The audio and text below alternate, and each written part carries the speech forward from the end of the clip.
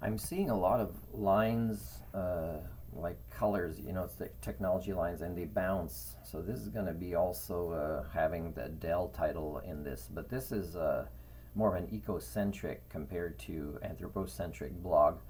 So I'm seeing in the news now that if Biden cancels a pipeline, that it sets a dangerous precedent. And it's actually the opposite. It's actually, if you're ecocentric, you realize finally this precedent is being set because we're dependent on life continuing to exist on this planet, which means not just us, but the rest of the biosphere. We all belong to the same biosphere.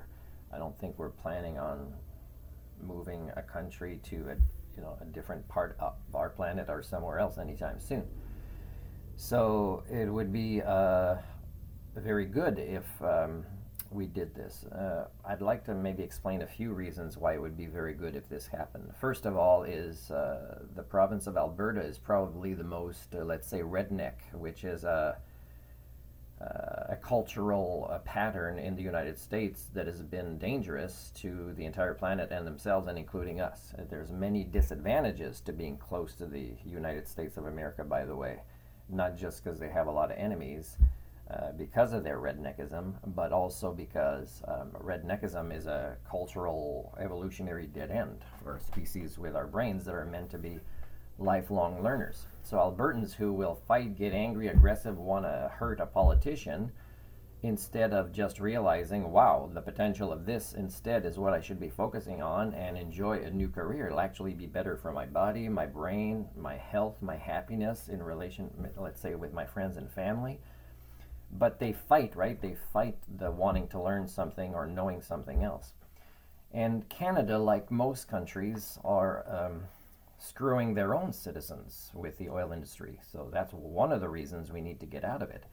Another one is it's part of the global monopoly game where it keeps other people poor, and it keeps kind of moving money upwards to the elite and not to the hands of the general workers who are sometimes risking their lives and working in unhealthy conditions in the oil industries and things like that.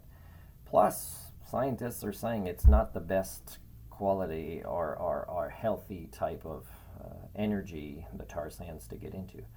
So Canada, like many countries, right? So we might want to criticize, let's say, Russia for doing this, but we're doing it too. We will sell oil. We'll say, oh, it gives jobs. And then we don't realize that we're also counter-terraforming our planet to be less suitable for life, and we all belong to the biosphere.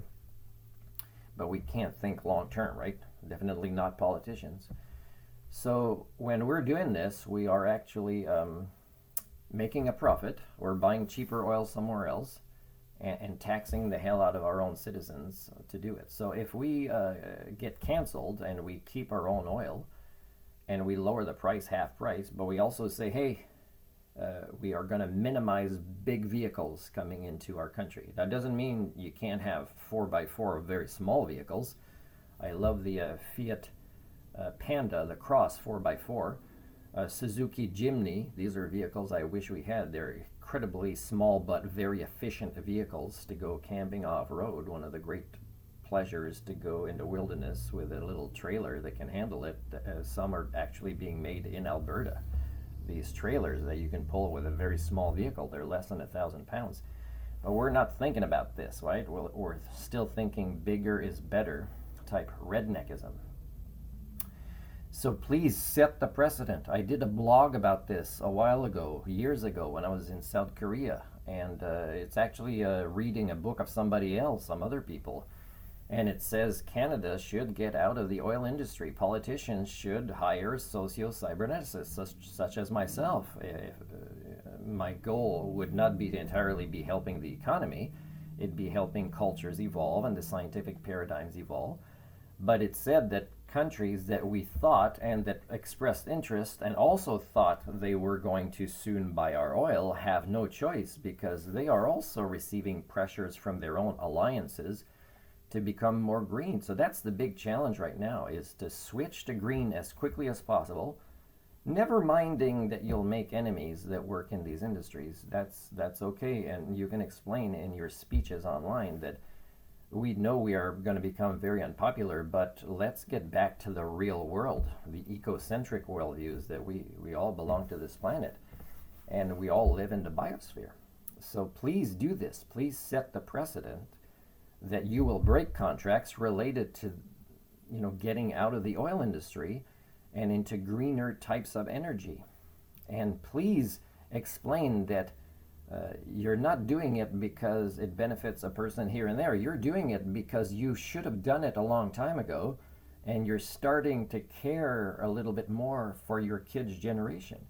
And Canada, I also wanted to say, come on.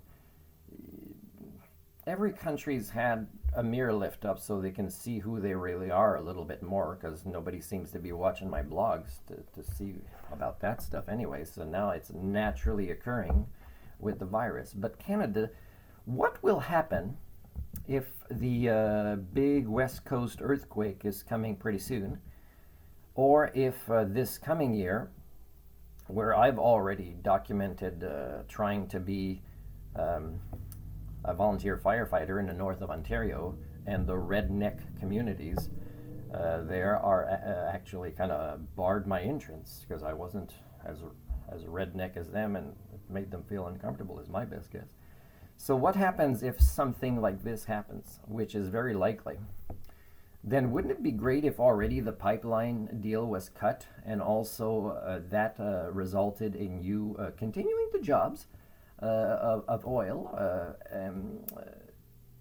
not ending them right away, because now we can use our own oil cheaper instead of the elites making a profit and then taxing our own citizens a lot to buy, So, and it's really to pay that it came from somewhere else when we have some here, and keeping the big bonuses going. So what if it happens, this earthquake or these fires this year, that are so bad that the lumber that you want to sell no longer exists, right? And that even places where you have nice cottages that you want to get to are going to burn. So think about that. Think long term. You're still stuck in your short term, not wanting to deviate from your elitist lifestyles. That is not what public servants do. So I don't mind having a debate with people that are upset with the oil industry, as long as it's related to the real world. Now, they are not capable of doing this. They are so ego-centered. It's all the universe, not just their lives, revolves around them. Let's teach them that it's not just about them and their lifestyle and their families and income.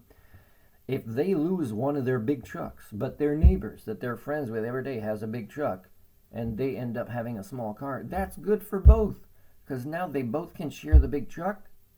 And if they get together like this, is it for their own money or is it for community? Because if so, just you or your neighbor can have the big truck, the other one can have the small vehicle. And chances are that 9 out of 10 of the times you need a vehicle, let's say to go shopping, is you don't need to use that big truck. So stop being ridiculous. You're not deviating from the norm. And I told you in those blogs a while ago, most countries will now start to despise Canada. And it has nothing to do with the United States this time. It has to do with you guys are hypocrites. You're not deviating from the norm. You still want to keep the same disconnected from reality lifestyles, where even people watching the news who are not going to be affected but think they are through this weird patriotism, because they're not families with jobs in the oil industry or whatever, and they're not really aware enough of how the whole monopoly game of oil works, that they're actually being overcharged and overtaxed for the local gas station fuel. It's good for everybody. Let's become a bit more self-sustainable. And I've been promoting a lot of these things, especially island nations, to actually become more self-sustaining. Now, that doesn't mean that they cut themselves from the rest of the world. It just means that it adds resiliency to the system. We need to get out of this monopoly game as much as possible by focusing on projects where we do a lot of our own science. We supply a lot of our own energy and resources here instead of moving things back and forth for the profits of the elites.